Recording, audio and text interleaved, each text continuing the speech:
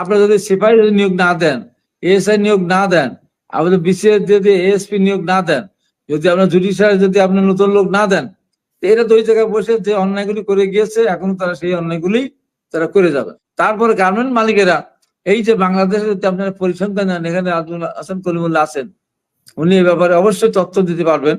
সেটি হলো এই ব্যাংকগুলিতে যত লোন নিয়েছে, এই লোন নিয়েছে কারা? মৎস্যজীবী, হাজার হাজার মৎস্যজীবী। উনি বলতে মৎস্যজীবী খুঁজে পাচ্ছি না, এরা প্রকৃত মৎস্যজীবী না। আপনার এখানে বয়স্ক ভাতা দেওয়া হচ্ছে, এরা বয়স্ক না। বিধবা ভাতা দেওয়া হচ্ছে, এরা বিধবা না। ছাত্ররা আমাকে বসিয়েছে, ছাত্ররা আন্দোলন করেছে, আগামী দিনে ছাত্ররা দেশ চালাবে। বুড়োরা শেষ করে দিয়েছে, বুড়োরা পারে নাই। ওনার বয়স ৮৬ বছর। এই সমস্ত কথা না বলে, এই সমস্ত কথা না বলে জনগণের মনে আঘাত দিতে হবে না।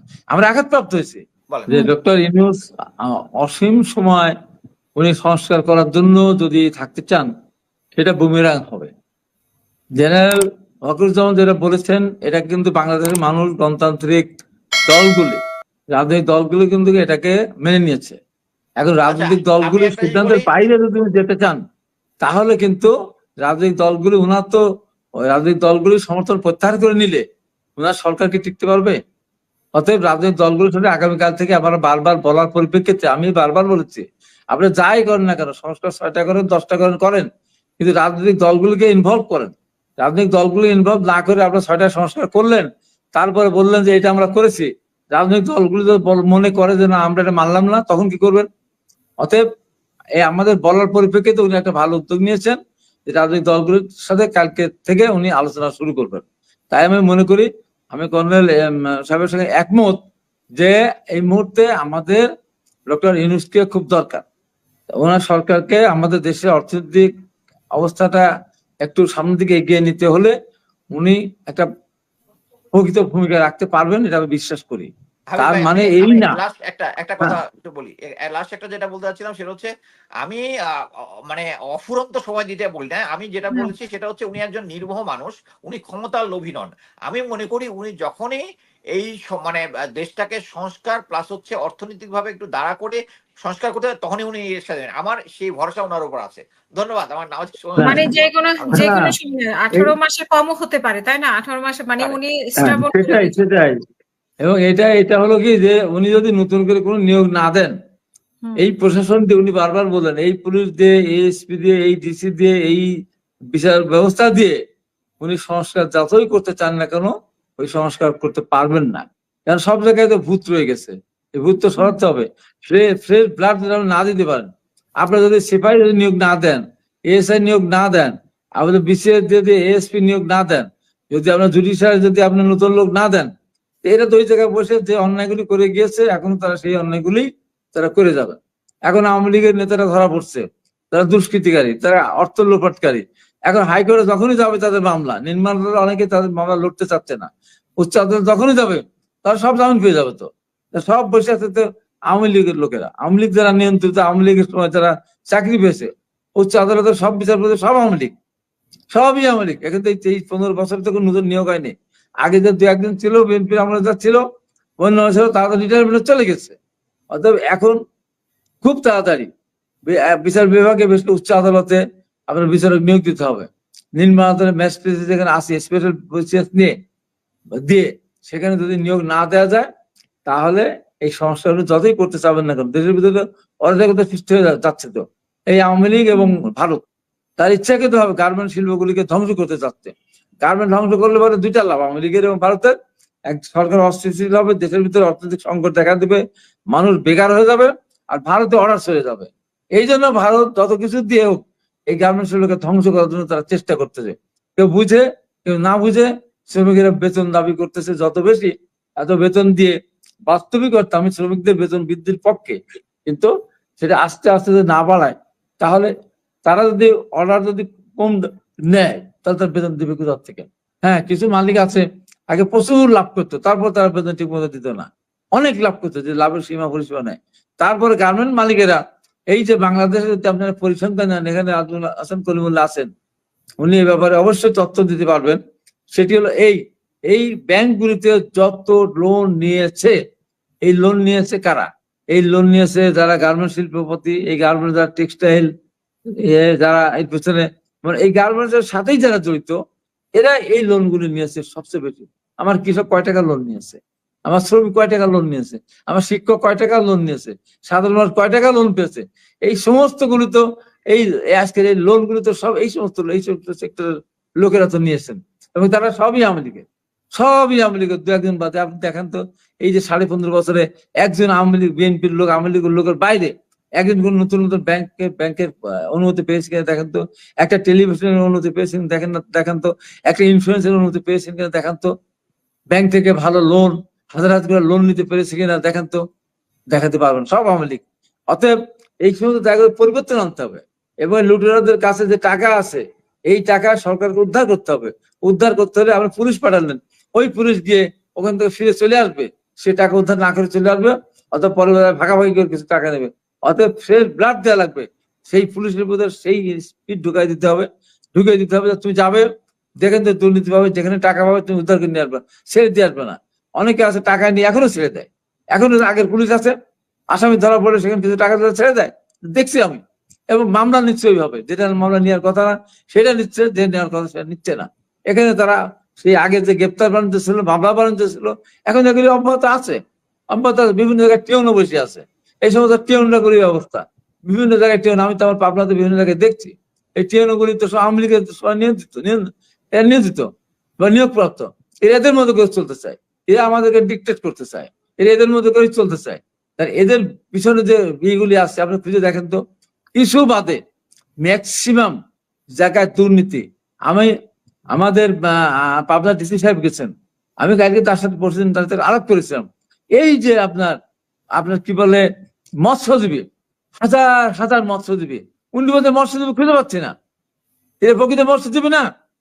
আপনার এখানে বয়স্ক ভাতা দেওয়া হচ্ছে, এরা বয়স্ক না, বিধবা ভাতা দেওয়া হচ্ছে, এরা বিধবা না, এবং মাতৃকালীন ভাতা দেওয়া হচ্ছে, দেখা যাচ্ছে এখানে কোনো ইয়েই নাই, সে মানে সন্তান সম্ভাবনাময় কোনো সেই পরিবার কোনো মহিলাই নেই, তাদের দেওয়া হচ্ছে। এই যে সরকার বলতো না যে আমরা সারা সামাজিক নিরাপত্তার মধ্যে 2 কোটি মানুষকে নিয়ে আসতে, এই 2 কোটি মানুষের ভিতরে অনেক মানুষ আছে, এরা ওই যেমন আজকে গুচ্ছগ্রাম করলো না, প্রশংসিত গুচ্ছগ্রাম, গুচ্ছগ্রাম গুলো আজকে কি ভূতের বাড়ি হয়ে বসে আছে, সেখানে বিদ্যুৎ যায়নি, রাস্তা যায়নি, সেখানে লুটপাট করার জন্য এই গুচ্ছগ্রাম নাম করে করলো।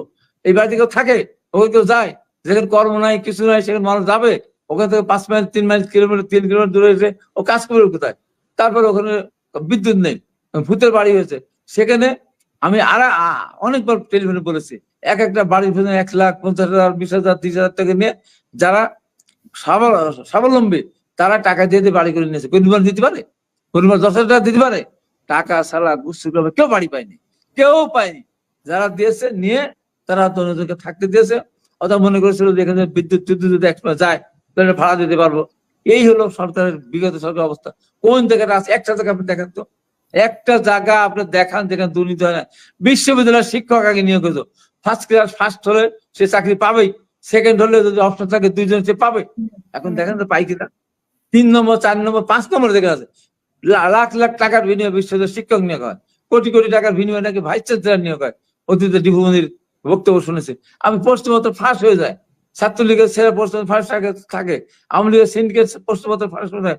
কিসের বিসিএস, কিসের এমবিবিএস পরীক্ষা, কিসের ক্লাস 8-এর, কিসের ক্লাস 10-এর, কিসের এইচএসসি, সব জায়গায় এটা চলিত। দীর্ঘদিন ধরে এগুলো চলে আসলো। বিচার ব্যবস্থা বলে কোনো জিনিস আছে?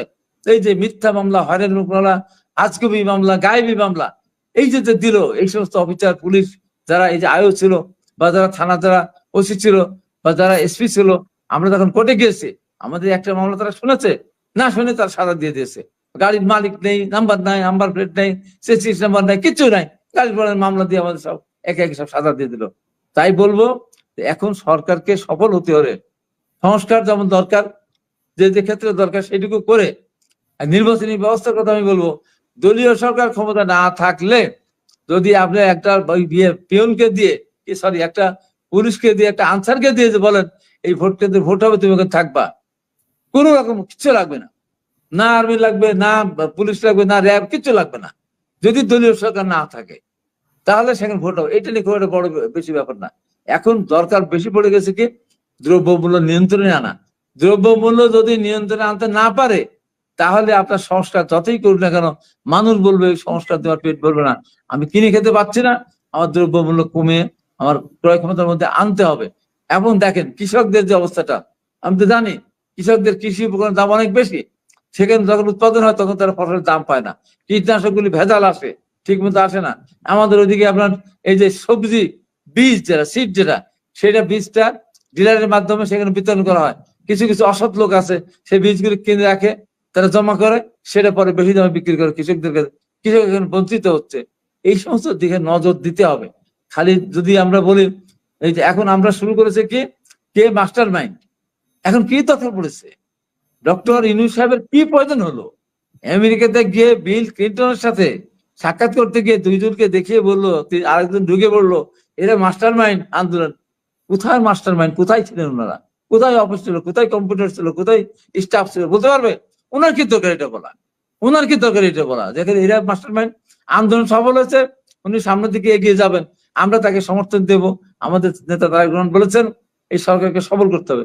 উনি ম্যাডাম খালেদা জিয়া একটা অসুস্থ মানুষ, বাংলাদেশ সবচেয়ে নির্যাতিত একজন মহিলা, পৃথিবীর মধ্যে বিনা কারণে এত নির্যাতিত হয়েছে এত জনপ্রিয় মানুষ, উনি আগে দেখতে গিয়েছেন, খবর নিয়েছেন।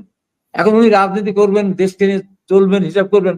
বিএনপি দলের নেত্রী, উনি তখন নোবেল পুরস্কার নিয়ে আসলেন, অনেকে বিএনপি সমর্থন জানিয়েছে, ওনার বিবাদের সময় বিএনপি দাঁড়িয়েছে, পক্ষে দাঁড়িয়েছে, কথা বলেছেন।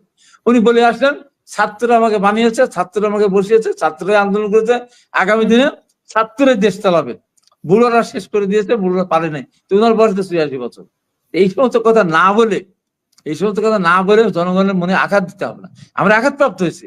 ওনারা যখন মার্কিন যুক্তরাষ্ট্রে গিয়ে জাতিসংঘের প্রোগ্রামে গিয়ে আমি আহত হয়েছে, ব্যথিত হয়েছে, চরম ভাবে লজ্জিত হয়েছে। আমরা মার খেলাম, আমরা জীবন দিলাম, পঙ্গু হলাম, দিনের পর দিন কারাগারে থাকলাম, আমাদের কোনো অবদান নেই, কোনো অবদান। ওনার কি দরকার কথা বলা, ওনার কি দরকার এই কথা বলা? আমরা তো এখানে সমস্ত মানুষ আন্দোলন করেছিলাম বলেই তো ছাত্ররা তখন মাঠে নেমেছে, মানুষ ভেবেছে এই সরকারকে না উত্থান করে বাড়ি যেতে পারবো না। আমি টেম্পো চালাই, আমি উবার চালাই, আমি পাঠাও চালাই, আমি বিএনপি করার কারণে এলাকা ছাড়া হয়েছে, আমি বাড়ি যেতে পারবো, ও গেছে মিছিলে, শ্রমিক ও গিয়েছে মিছিলে, সবকিছু মিলেই তো আমরা একটা আন্দোলন সফল করেছি। এখন এই আন্দোলনের দাবিদার অমুক তমক এগুলো না বলে সবাই মিলে মিশে সামনের দিকে এগিয়ে যেতে হবে। একটা গণতান্ত্রিক দেশ আমরা গড়তে চাই, একটা আপনার দুর্নীতিমুক্ত একটা সমাজ আমরা করতে চাই। যে ইন্ডিয়া বসে এই যে বাংলাদেশে আওয়ামী লীগ সরকারকে ক্ষমতা বসানোর জন্য যে ষড়যন্ত্রটা করছে, আমি মনে করি যত ষড়যন্ত্র ইন্ডিয়া করুক না কেন, এই ষড়যন্ত্র আপাতত সফল হওয়ার কোনো সম্ভাবনা নেই। কারণ এই দেশের মানুষ কোনোভাবেই এটা গ্রহণ করবে না। আর কর্নেল সাহেব চলে গেলেন, যেটা বললেন যে ইন্ডিয়া ক্ষমতা রাখতে পারে, আনতেও পারে। ইন্ডিয়া যে ক্ষমতা রাখতে পারে না তার প্রমাণ তো বিগত সরকার পাহারা দিয়েও রাখতে পারেনি। আর এই সরকারকে আমি একটু বলবো যে এই সরকারের এই আন্দোলনের প্রথম শহীদ মোহাম্মদ আবু সাইদ, তার বাড়ি রংপুর। আমি জানি, যতটুকু জানি, আপনার রংপুর রাষ্ট্রের বৃহত্তর রাজশাহী এবং খুলনা, এই দিক থেকে একজন উপদেষ্টাও নেই, একজনও নেই। যা উপদেষ্টা নিয়োগ হয়েছে সব আমার নাজমুল হাসান কলিমুল্লাহ ভাইয়ের কুমিল্লা এবং চিটাগাং, এবং এনজিও যারা করছেন তারা। এখানে কোনো রাজনৈতিক হয়তো অতীতে তার একটা অবস্থান ছিল এই ধরনের, বা একজন সেই ধরনের কাউকে এখানে আনা হয়নি। তাই আমি মনে করি একজন ইঞ্জিনিয়ার যত বড়ই হোক না কেন, আমার মাথা ব্যথা হলে কি ওষুধ দেওয়া লাগবে উনি কিন্তু বলতে পারবেন না। আবার একজন ডাক্তার যত বড় ডাক্তারই হোক, যদি তার বিল্ডিং ভেঙে পড়ে, কি কারণে ভেঙে পড়লো, অত সহজে মেধাবী ইঞ্জিনিয়ারদের সে ডাক্তাররা বেশি, তারপরে উনি কিন্তু নির্ণয় করতে পারবেন না। তাই আমার কথা ওইটাই যে সংস্কার করুক। এই যে এখন রাজনৈতিক দলগুলোকে ডেকে করছে, তাহলে নাজমুল হাসান কলিমুল্লাহর সাথে আমার মতো মিলে যাবে, তাহলে এই সংস্কার আর পরে পরিবর্তন করা লাগবে না, বা এই টাকা বা এই সময়টা জলে যাবে না। এই হলো আমার কথা, সর্বশেষ কথা এটি। একটা ভালো বাংলাদেশ দেখতে চাই, সামনে গণতান্ত্রিক ব্যবস্থা দেখতে চাই, অতি দ্রুত দেখতে চাই। ধন্যবাদ।